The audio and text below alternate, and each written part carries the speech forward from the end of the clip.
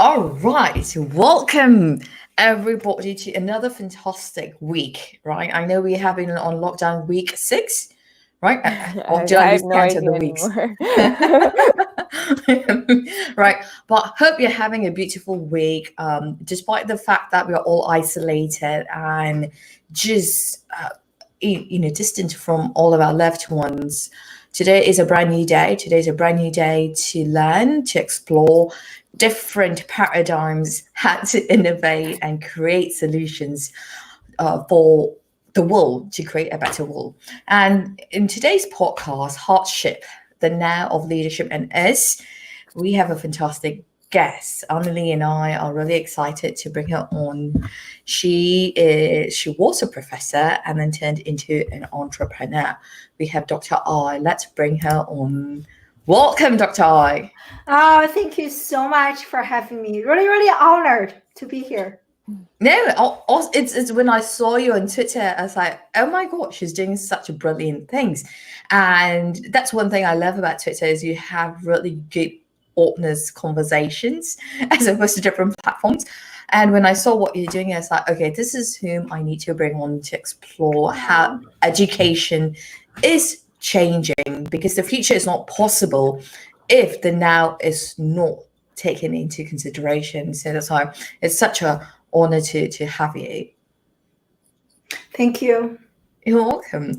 So just to get into it, I've been looking at your work for the past few weeks ever since we got connected, and you have been reinventing education for the 21st century and created classroom without walls. I was about to say borders, but without walls. Can you talk a little bit about what pushed you from being a professor into an entrepreneur to find this company? No, really, I love this question. And it's really how I got started on this journey was really because of my compassion for the students. And a few years into my teaching career, I pretty much every single semester, I caught myself cry all the time. And I cry with my students. And they came to my office hour and sharing with me, hey, Dr. I'm going to graduate. I don't know what to do. I'm so depressed. I'm so stressed. I'm not learning this. I can't find jobs, this and that. And I remember so vividly. And we were both in my office, and they cried. I cried. I'm like, I don't know what to do either. This is too late. You are graduating. And at the same time, I'm seeing how students have become more and more disengaged in the journey of learning. And they seem to care more and more about the GPA, the A's they're going to receive, the points they're going to get, to the point that I started to hear questions like almost every single time when I teach a class, Dr. I, will this be on the exam?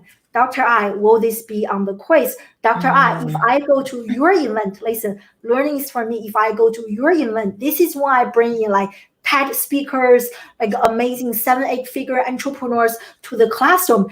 And they were like, if I go to your event, are you going to give me a point?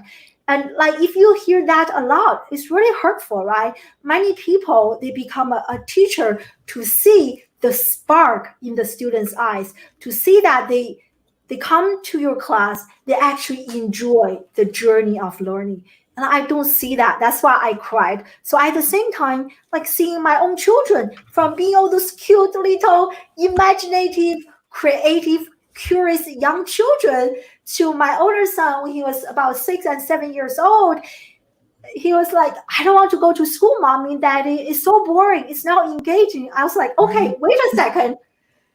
This is what I'm seeing in my own undergraduate classes. And now I'm seeing the same thing happening at home with my own children. What's going on? So I literally became obsessed to figure out this problem. I asked myself, what can I do as a mom, as a teacher? What can I do to make the education crisis better? Right? So I made a few important decisions. Number one is I became a practitioner again. That's really how I got started with Classroom Without Walls. I started to, everything I asked my students to do, I was doing the same thing myself. Shocking, right? But that's how many people teach their class. We ask the students to do something, but as the teachers or as the parents, double standard. I don't do this myself. And I got out of that state, and I was teaching communication classes, public relations classes, and later social media classes. So everything I asked my students to do, I was doing the same thing myself. I was on Twitter chat, like later Snapchat, Meerkat, Blab. Some of those apps you probably don't even know, they're no longer here. And Instagram, LinkedIn, and even when I started my live streaming show was really out of my compassion to serve my students better, to learn not only from Dr. I, who doesn't know much, but actually learn from everybody, students, practitioners, everybody, other teachers.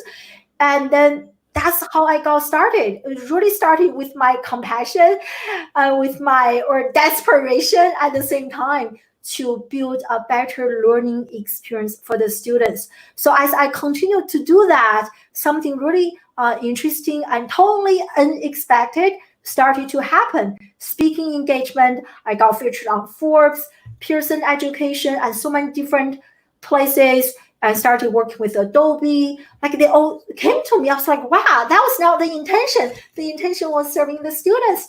Right. But as I continue to serve my students, all those like really nice, amazing media invitation, paid speaking gigs, it was really nice to see that. But also the bigger message for me was to really realize what I was doing outside of the four walls was actually generating more impact. And almost every single day, I receive message from people from Jamaica and from Singapore, from UK, from Israel. I have never visited, from Germany. They were like, AI, that piece of content you shared changed my life. Oh, wow, you inspired me. And I was, wow, that is so interesting, right? Because I never received that level of engagement whilst doing my traditional academic publication. I feel like my publications are just collecting dust. But anyway, so that's how, like, about last year, I really started to ask myself a very important and audacious question. What if I built my own school? So inspired by that, like, self-conversation, and I kind of just transitioned from being a college professor and this hashtag into actually a school. So that's kind of where I am today. My long answer to your very short question. Yeah, that's such a beautiful journey. That's such a beautiful journey. You touched on so many different facets that most people are not willing to speak about, right? Most people are not willing to even acknowledge or challenge the old paradigm of education, because education system has been so stagnant for the past few years, not just locally, but globally as well. And you highlighted a very important point. You mentioned about your students came into your class crying, saying, what am I going to do, going into the real world? That's such a valid question, because what you learn in schools does not always translate 100% or 200% into reality. 100%. I actually, like, I mentioned I became a practitioner. I also became a student. I started to read so many books, talking about parenting, talking about future readiness, and like report 21st century skills. Actually, do you mind if I share my screen? I actually just finished the webinar, so I still have that slice so I can share with you. So this is the model that I have created. I classroom without walls to kind of resonate with your point about, academic learning is far away from being enough to help our children become future ready. And so here is this. I actually created this. I call this iceberg model. When you think about, like, when parents come to me, they ask me, hey, Dr. I want my children to be happy, to be ready for life and for the future. And in their mind, they're thinking about what degrees do I need, right? Like, how many additional degrees do my children need? Like, which Ivy League school do they need to go? I mean, like, it is important, but that knowledge is only the tip of the iceberg. So at my school, we also add life skills. And in fact, research has shown life skills and the emotional intelligence, they are 2 times more predictive of a person's long-term success than IQ. That's a very high percentage, right? I will also talk about mindset, how to like get rid of this fixed mindset, which schools do. Hey, you are a troublemaker. Oh, you are just not good at physics. You are stupid. Like we label our students all the time. We treat them as if everything's set on the stone. Nothing's going to change. But you know what? If you read a little bit in neuroscience, you will discover human beings, we can rewire our brain. So that is something that we focus, growth mindset, self-awareness, self-regulation, and also how to think like an entrepreneur, even if you don't want to become one. So this is the entire package, talking about helping out the future of education. We have to embrace all of them to help our children become ready. So that's kind of to answer your question. I love it, and I love that whole iceberg that you shared. But before I ask my question, Annalie, I know you just finished your graduate studies, and you have been, we have spoken about this, how the education system does not facilitate or prepare us. So I want to hear your thoughts before I transition to my next question. Me too. Tell me. Yeah, what do you think? No, I taught I both taught some classes in American politics, and I also obviously was a student. But I completely agree. That is where you hear so many kids go. It's just is this going to be on the exam? Is this worth noting? Is this what I need to know?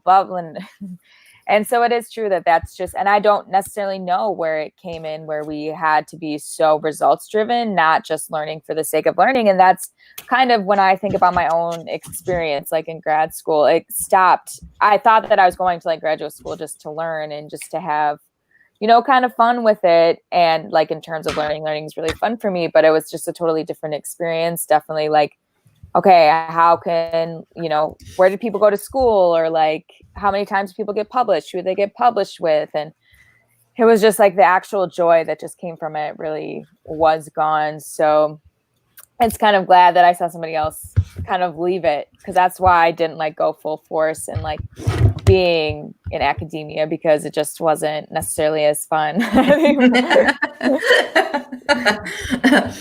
Yeah, well, I was an educator at one point in my life. I was teaching maths and science. This was 20 over years ago. And I remember I taught primary schools and secondary schools and university maths as well. And I remember my principal saying, your methods are not welcomed here.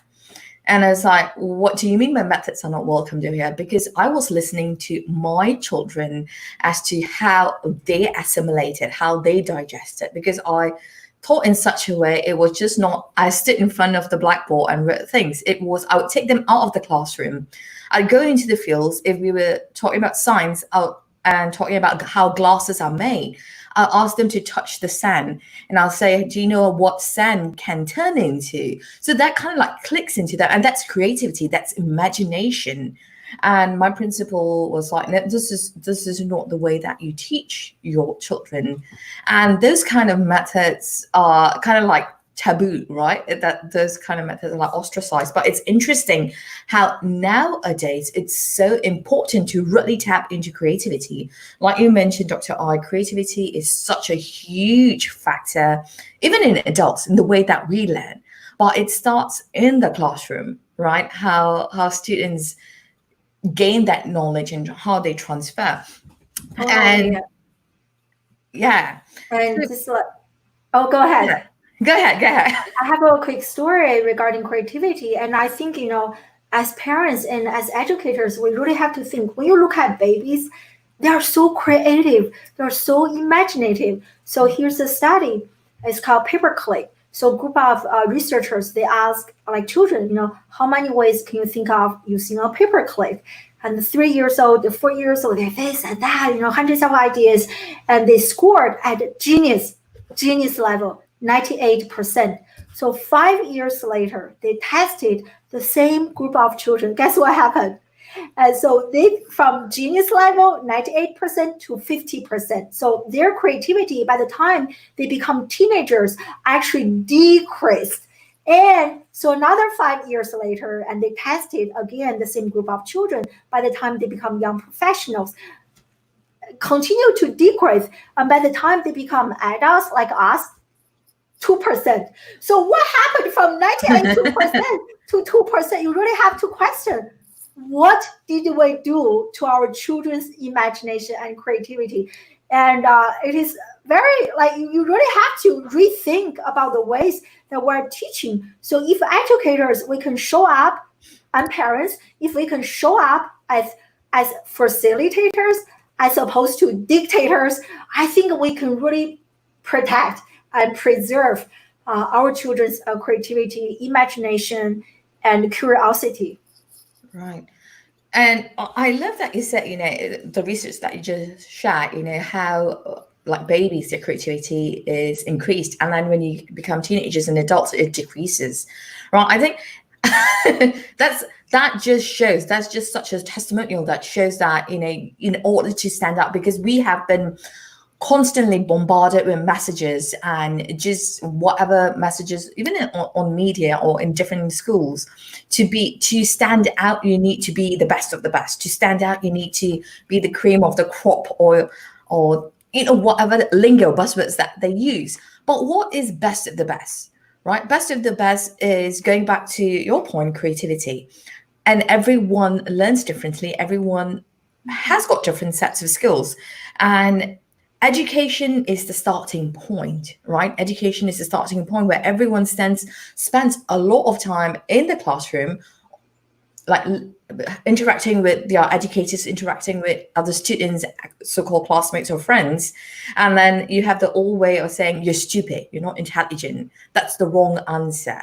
But creativity comes into place where it shifts that mindset as to, it's not a wrong answer, that's a possible answer, and it opens up the door to, there are multiple solutions, that isn't just one solution.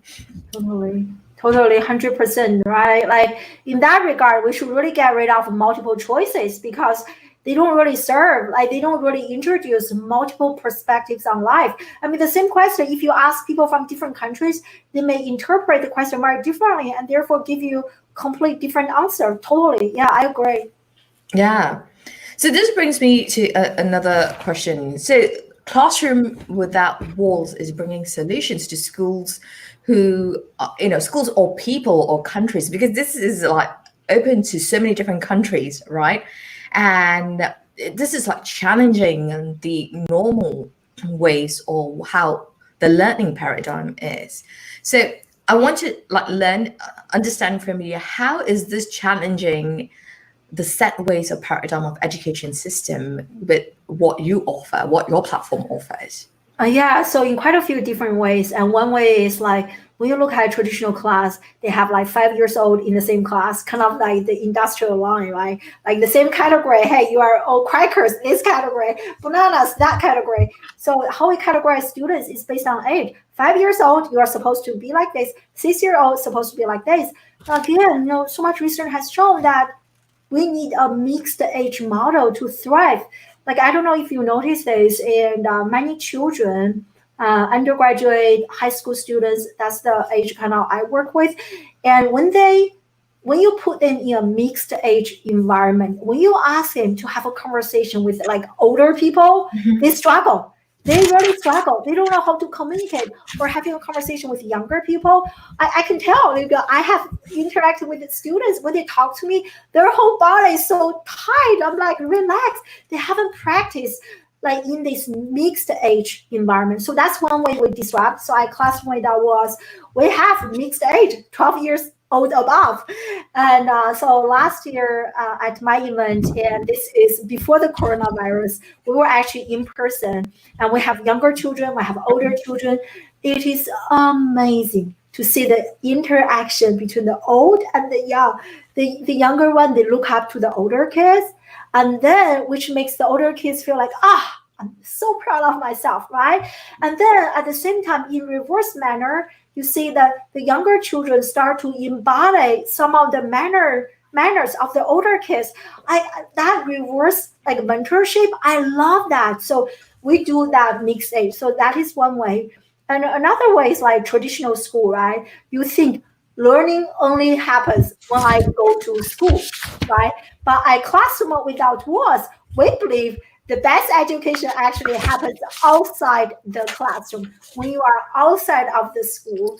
And I so here's another quick learning model, and which really helped me develop this framework. Is called 70, 20, and 10. So what that model talks about is, for any transformation to happen from point A to point B, and 10% comes from formal learning, like sitting in the classroom, and 20% is social learning, peer-to-peer interaction, group coaching, and 70%, 70% is experiential learning, learning through application. And to me, that 70% is learning outside the classroom. So that's why we have all those immersions, and like to really, even for the online learning component, like traditionally a school, once the class is over, the teacher and the student, bye, I go home, teacher go home. But for us, we actually have an online learning space where we have a Facebook group, or maybe we have a Slack community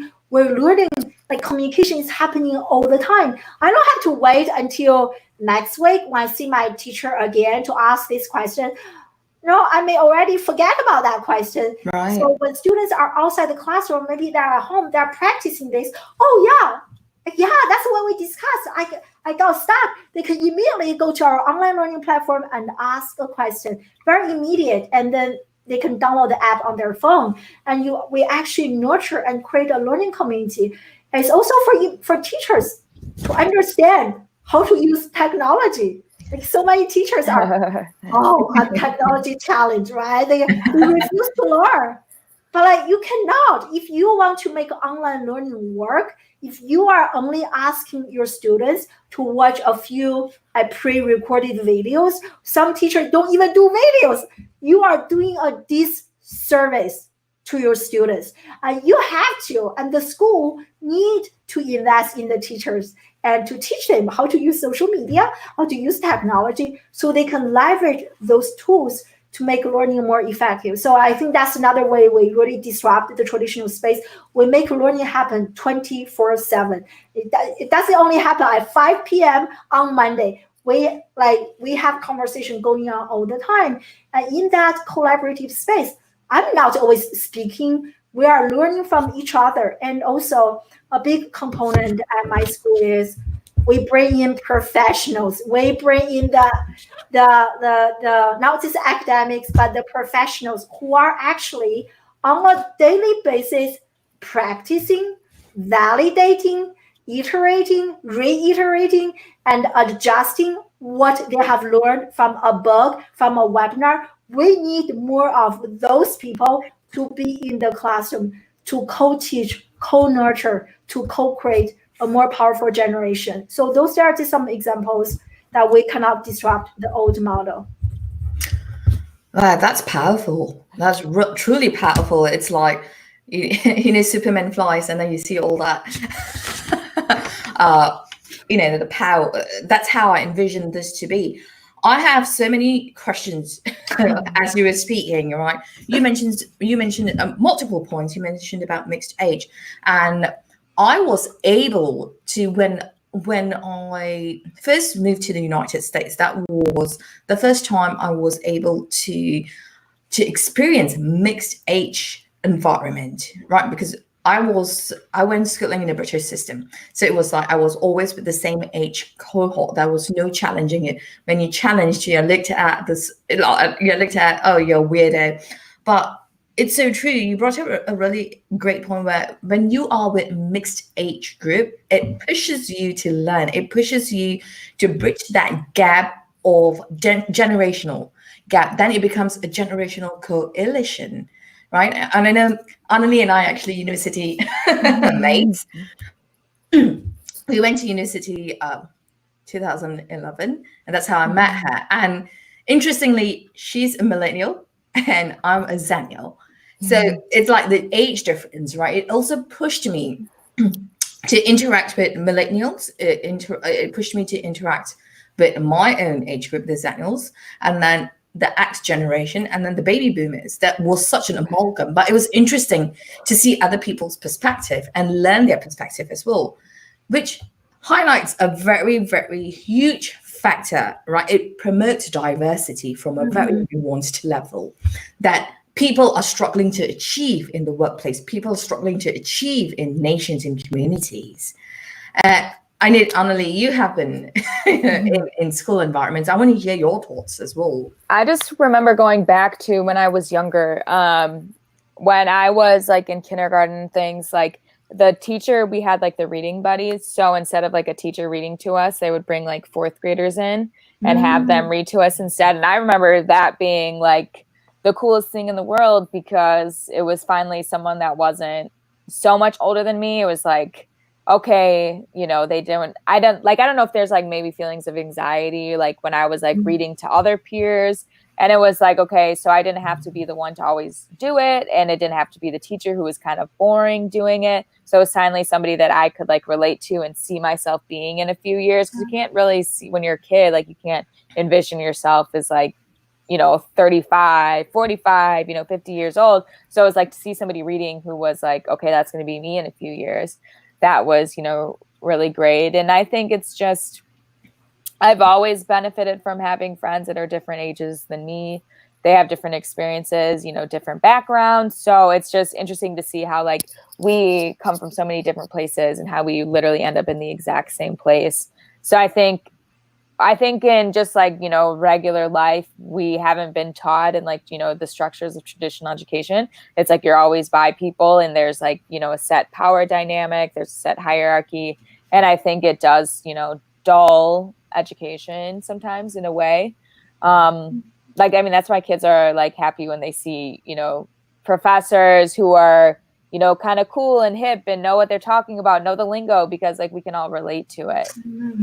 I mean, like recently, you know, going back to social media, I still remember when I was on Snapchat or like even like while still teaching inside the four walls, and students loved following me on social media and they love learning from me that way. Snapchat said, hey guys, remember this is happening, this is what we discussed in classroom. I will share an example. This is actually how you apply this interpersonal communication theory to manage like conflict. And they loved that, because I think for teachers, we need to connect with our students where they are, not where we think they need to be, right? Does that make sense?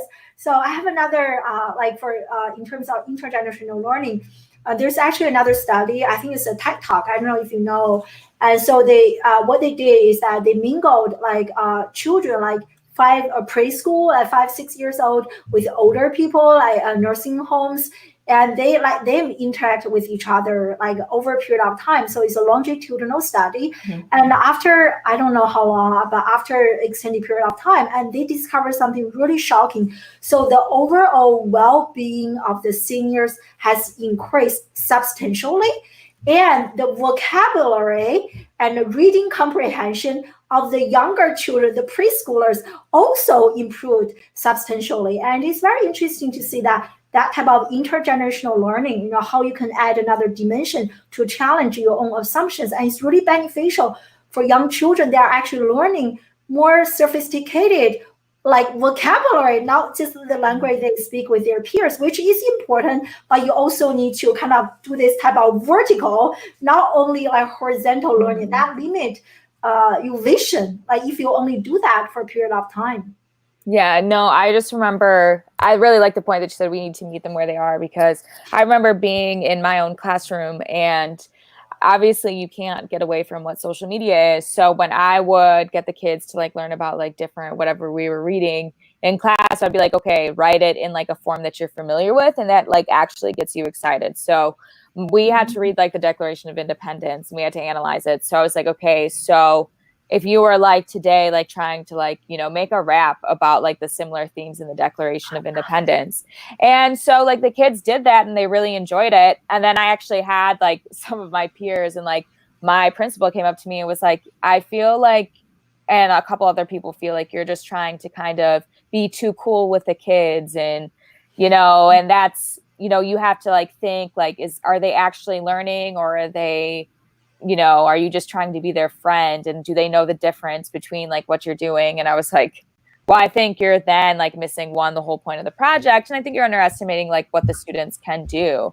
Like 100%. how are they going to learn if I just say like, okay, let's just talk about like, the themes and this. No, they need something that's engaging. So 100%. I love this example. I mean, like learning has to be personal. And that Yeah. personal is like my personal reason, not your personal reason. Yes. Yes, I think that is so transferable. I'm with you. Like you have to meet where they are at, and learning is not something that comes from my lens of I expect you to do this, because we're never exposed to what they are undergoing, their lens, right? We have to start looking at people from an extended lens. And I absolutely loved the point that you said, Dr. Ai, co-create. Co-creation helps us to build, like, oh my god, it like unleashes our unlimited potential, right? The solutions that we are able to build. And I also love the point that you mentioned about, as teachers, we should be able to continuously learn, and some teachers do not have the know or how to use technology. That brings me to this question. During this pandemic, right, a lot of schools are shut down. Well, every school is shut down, and they're forced to homeschool. Now, a lot of universities do have online learning, but when you look at like primary schools, secondary schools, elementary schools, I always have got to remember elementary schools in the US, elementary schools, middle school, and high schools, they do not have that much of resources. And I've been speaking with a lot of parents where they are now pushed to take on the hat of being an educator and homeschooling them. Now, how can classroom without walls facilitate that? How can technology facilitate the now of education, bringing everything online? And going back to your point, as educators, we have to learn technology and learn how to integrate that. I want to hear your thoughts on this. Oh yeah, I mean, like they could definitely join my school. Just kidding. And, so what they could do is, so one thing I think parents may not want to hear this, and but they have to hear this. Like parenting is a tough job, and when you think about it, most parents learn how to be a parent from whom? From their own parents, right? And we all know how damaging the old approach is. Like for me to do, like to homeschool my own children, and I have to do so much learning and relearning. And I think parents need to be okay with that, to actually invest in their own education. They may not have to learn everything about physics and math to teach their children, but I think they do need to understand what is going on. Like for example, learning about technology, learning about social media. At least you can have intellectual conversation with your own children, talking about social media. Right? Imagine you have never even used this. You come from that dinosaur age, and your children are online every day. You're like, how can you even come to their level to have an intellectual conversation? You can't. So parents need to, as we upskill the teachers, engage in lifelong learning. Parents, they can read the books or parenting books or listen to podcasts or join programs. They also need to invest in that education to understand technology, know how to apply, to also understand some of the emerging trends. Like, for example, like Elon Musk recently tweeted, like someone asked him, like, if I want to work at Tesla, what do I need to do? Do I need to go back to school to get a PhD? He said that, oh, definitely, no PhD. I don't even care if you graduate from high school or not, right? So that's an example. I mean, like, of course, most children are going to have a high school degree, but you can see the trend. You need to, if you want to help your children become future ready, you at least need to know what is coming, right? So that's one part on the parents, like additional work for parents, homework for parents. Don't watch all those Netflix movies, but actually spend some time to invest in understanding the emerging trends. What are the old ways need to be disrupted?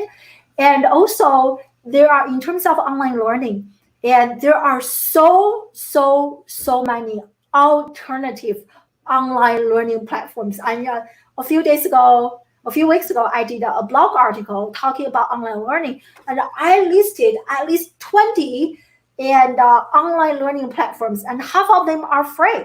Like I don't know everything. How can I teach my children everything? So I leverage social media to bring those people who know those subject matters to teach my children, right? And you can do this. Some of the online platforms like Khan Academy, they're free. Some of them you do have to pay a little bit. Out school, I know them. But their classes are pretty cheap, and there are some more expensive ones and less expensive ones and free ones. So become educated and select one that works for your children and supplement. If you like, for me, I can teach my children social media, digital literacy. So I don't have to go online to purchase a class in that area. I can do that. But other things in math, I'm not so good at it. I don't know much about it. So I supplement. And I think parents, they need to understand they don't have to feel pressured to know everything. That is impossible. So once you know that can alleviate some of the pressure that I have to know everything.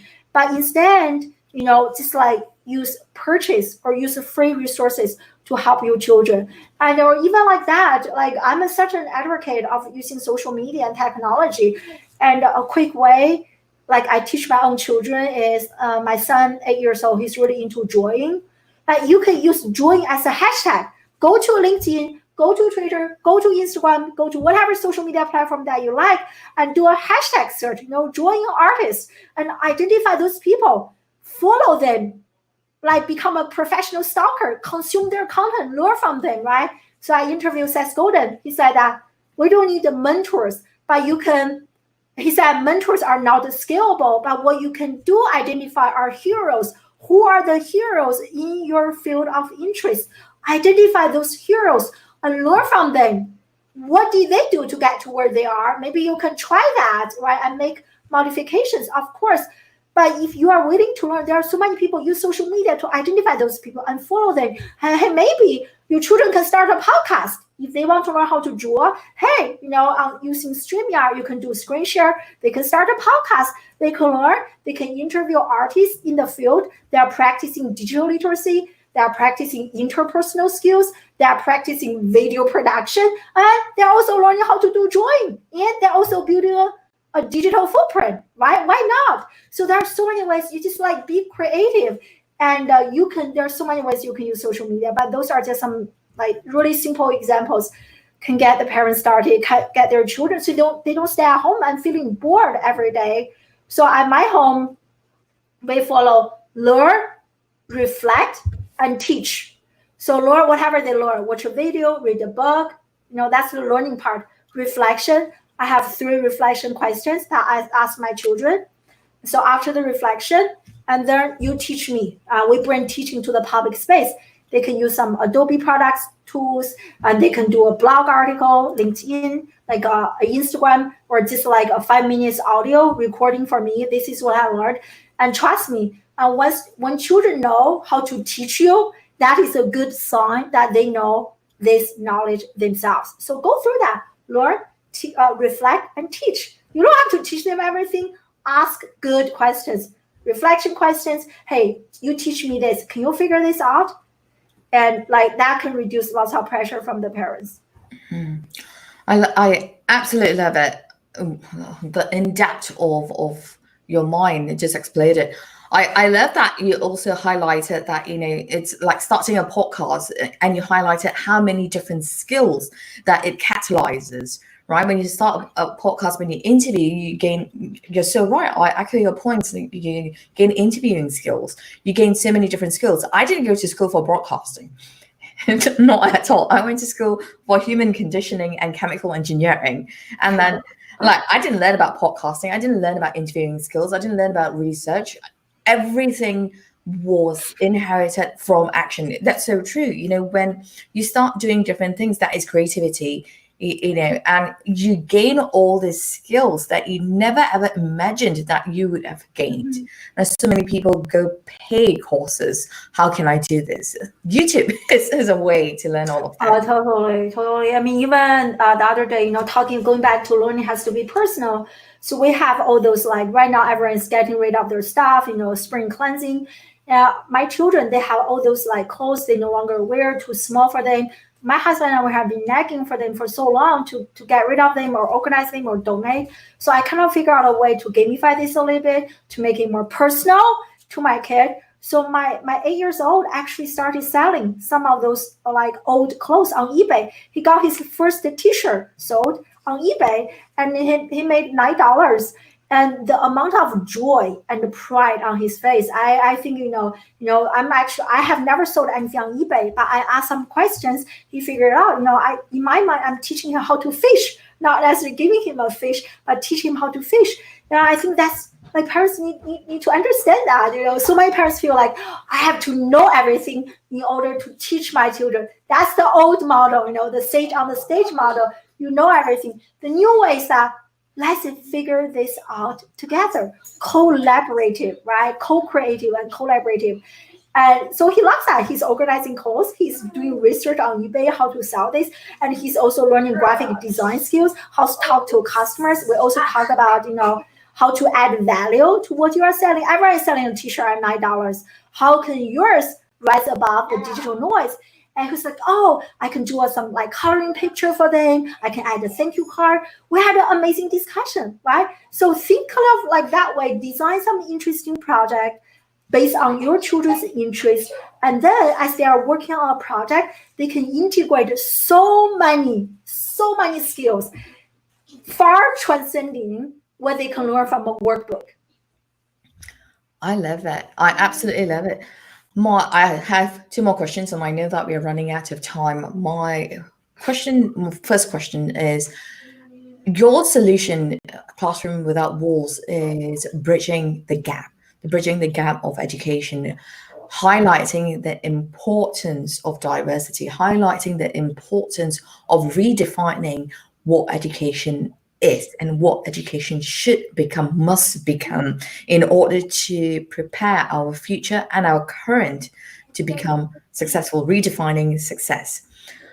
How is this available? How can this platform be a resource to people in countries where they don't have internet, where education is not accessible? How can they achieve equity in education with classroom? Yeah, this is a great question. It's something that I've been thinking a lot about, and people are commenting on my own LinkedIn post. I think copying from some of the ways that China, different countries, like developing countries are using. Like they use a tiered system, right? So in every country, there will be a population who have access to internet, to social media, to digital resources. Why not let them become the teacher, right? And so they learn something, and can they disseminate the information to others who don't have access? Of course, the government has to support that, maybe invest in certain teachers, and then they can use the old way, hey, lesson one on a piece of paper, and they can, I heard from some other schools, and they can send everything to a kid through text message, right? On the condition they have a smartphone. Text message, lesson one, there's actually an alternative learning platform. Their entire school is like to send you a text message a day to learn. So in those countries, they can do that. And for families who don't even have a smartphone, you can just mail everything to them, hard copy, right? So to implement kind of a more tiered system, instead of, hey, because some people don't have the internet, we cancel everything. I don't like that approach. I think that is hurting the people who do have. Why punish them? Why not leverage their resources to help and amplify what they know, and to start a movement from the top to tier to the bottom, to people who don't have it, and they're also teaching. So that's kind of my solution to this question. I love it. Annalie, do you have anything to add? I did, but then I forgot as I was listening. It happens. Well, I love that education is liberating many of us, and education in the form of social media. Social media pushes us to redefine or rethink it. Like you mentioned, Tai, your son is learning how to sell, like that entrepreneurship aspect of it. My next question is, education is directly correlated to career success, right? In schools, we have always been, like years ago, the baby boomers, and it's always like reiterated, go to school, get an education, and then you'll be successful. Elon Musk, challenges that paradigm. And I know that you are taking an absolutely innovative approach to challenging that education paradigm, to redefining what success is. So how can education contribute to redefining what success really is? And not, employers looking for, you've got a master's degree, you are now worthy to be a CEO. If you've got a bachelor's degree, you're not worthy. So how can we go back to the basics? How can education redefine what success is? Oh, I love this question. I think first, like we need to understand education is an inside out journey. And so many parents and so many schools will pursue education as an outside in journey, right? When children become older, like we give, hey, this is the curriculum, do this. And we don't even like ask, I learned this term, the pedagogy of listening. We don't really listen. We don't really help our children to go within. What do I want to learn? What is something that I am really passionate? What is my calling in life? We don't ask those questions at all. And we don't facilitate those questions at all. So by the time they come to college, what is success? Success is graduate from at least my BA or BS, and then maybe even go to graduate school and get a MA, get a PhD, find a job, have a car, have a wife, or have a husband, and have children, buy a big house, right? So everything, like this entire journey is following a program. And this is a program. And in this program, the self plays so little say in terms of how this program is going to unfold. So if we want to disrupt that program, we have to start from a very young age, understanding that everything in life is an inside-out journey, including education. What we need to do is like spending less time to try to buy all those fancy toys, technology, but spending more time to have a conversation with our children, to practice the pedagogy of listening, to really understand our own children and design a curriculum, design a way of learning that is based on my kid, based on our children's interests. And once we have that, by the time they grow older, they will know exactly what they want. So when they achieve success, it's not just academic success or career success, but also relationship success, financial independence, spiritual freedom, right? Like having life fulfillment and career success. Like the whole thing, I kind of got started on this journey was I really hit a mid-age crisis. I was like, wow, nothing's working. What am I doing in my life? Is this my dream or my parents' dream? And I think for our children, we don't have to wait for mid-age until they hit that crisis to start asking themselves those questions, but starting at a very young age and look at success, as an inside-out journey, and also from multiple angles: spiritual, relationship, emotional. And so last year, LinkedIn published a global talent report. In that report, they listed 4 major trends that are shaping today's or tomorrow's workplace. And the number 1 is soft skills. And kind of going back to what we mentioned earlier, most people think about career success as like salary, 6, 7 figure, 8 figure. But I have met enough 6, 7, 8, 9 figures, people who are not happy, right? But I'm not saying that if you are happy, and you will be happy without having financial freedom. The things that we need all of them. It's a multi-layer notion of success, not just like the tip level, the academic level, but really understand life skills, collaboration, creativity, and relationship, spirituality, like all of them, going back to the iceberg model. That's kind of how I redefine success, like to look at success in a more holistic manner. I love that. I absolutely love that success is a holistic manner, and that is so true, right? Because even in the workplace, how people show up at the workplace, how they interact with others, the kind of leadership that they embody, it's all learned from the education system, right?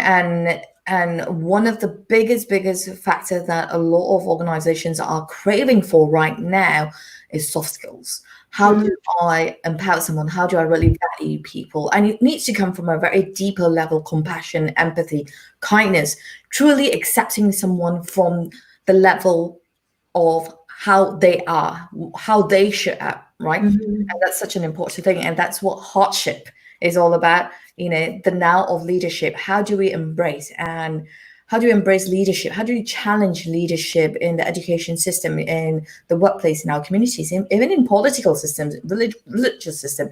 It's all interrelated. If one system adopts something, it just gets transferred, because the people in education system who have learned that transfers it to the workplace, transfers it to the religious congregation, transfers it to the political system that they are volunteering in.